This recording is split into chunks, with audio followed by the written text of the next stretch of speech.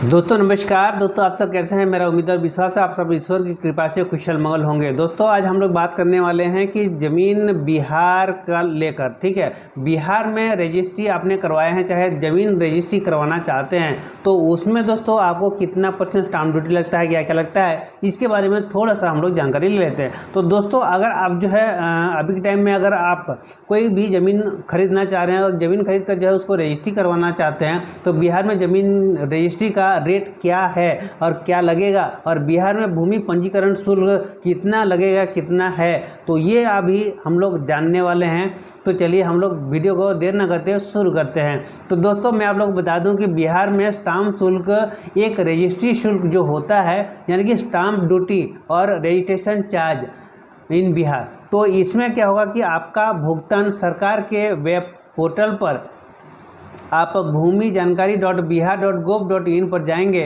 तो आप लोग लॉगिन करेंगे तो आपको वहाँ पे देख सकते हैं, समझ सकते हैं, जान भी सकते हैं। तो बिहार में महिलाओं के हिसाब से अगर आप जो है बिहार में कोई भी ज़मीन खरीद रहे हैं तो उस ज़मीन को अगर कुछ लेडीज़ के नाम में ज़मीन को रजिस्ट्री कराना चाहते हैं तो वहाँ पर क्या होगा कि प्रॉपर्टी है तो आपको स्टाम्प शुल्क कितना लगेगा, 5.7% अभी के टाइम में लगेगा। और पुरुषों के लिए स्वामित्व वाली प्रॉपर्टीज आपको 6.3% लगेगा। लेडीज़ के लिए आपको 5.7% के लिए के हिसाब से स्टाम्प ड्यूटी लगेगा, यानी कि जितना का आपका ज़मीन का वैल्यू है, जो मार्केट वैल्यू होता है उस आधार पर देखा जाता है। आपके जो सौदा जो होता है उसको नहीं माना जाता है। यहाँ पे आपके सौदा चाहे आप कितना में भी किए हैं उसको नहीं देखा जाता, लेकिन आप ये होता है कि जिस जगह पे आप ज़मीन खरीद रहे हैं उस ज़मीन का सरकारी रेट क्या है उसको आपको देखना होगा। उसका रेट के हिसाब से, सरकारी रेट के अनुसार आप अगर लेडीज़ के नाम से ज़मीन रजिस्ट्री करवाना चाहते हैं, ज़मीन खरीदना चाहते हैं तो उस जगह पर आपको 5.7% आपको स्टाम्प ड्यूटी आपको देना होगा। और यदि जेंट्स के लिए, पुरुषों के लिए जो है अगर आप जो है नाम पर ज़मीन खरीदते हैं तो वहाँ पर आपको 6.3% आपको देना पड़ता है, यानी कि पुरुषों को लेडीज़ से थोड़ा ज़्यादा देना पड़ता है। एक बार फिर रिमाइंड कर देता हूँ, लेडीज़ के नाम से अगर आप रजिस्ट्री कराते हैं, कोई भी ज़मीन खरीदते हैं तो आपको 5.7% आपको स्टाम्प ड्यूटी लगेगा। और जेंट्स के लिए आप अगर जो है रजिस्ट्री कराते हैं, जेंट्स के नाम पर रजिस्ट्री कराते हैं, कोई भी ज़मीन खरीदते हैं तो आपको 6.3% लगेगा, ठीक है।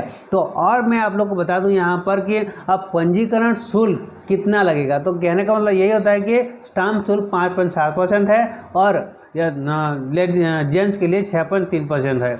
इस तरह से करके दोस्तों आप जो है संपत्ति खरीद सकते हैं। और पंजीकरण शुल्क और इसमें क्या होता है कि एक और भी लगता है, जो पंजीकरण शुल्क होता है वो तो मैंने आपको बताया कि स्टाम्प शुल्क, ठीक है। लेडीज़ और जेंट्स में कितना कितना लगेगा स्टाम्प शुल्क वो मैंने आपको बताया। अब जो है सुनिए, अब ये है कि उसमें पंजीकरण शुल्क होता है, एक जो है रजिस्ट्रार ऑफिस में पंजीकरण शुल्क जो वहाँ पे पंजीकृत करते हैं, ठीक है।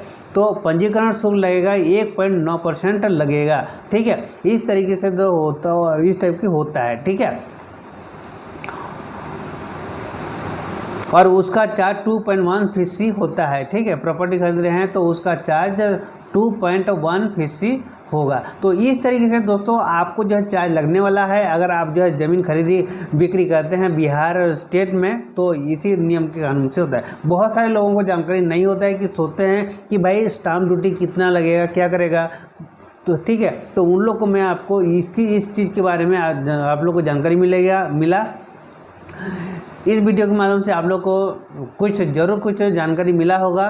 तो अगर आप लोग जो है ऐसी जानकारी लेने के लिए इस चैनल को सब्सक्राइब करके रख रहे हैं ताकि आने वाले टाइम में आप लोग को ज़मीन से रिलेटेड और भी बहुत सारा वीडियो मिलता रहेगा। आज के लिए इतना ही, फिर मिलेंगे नई वीडियो के साथ। तब तक के लिए आप सभी को मेरा तहे दिल से नमस्कार।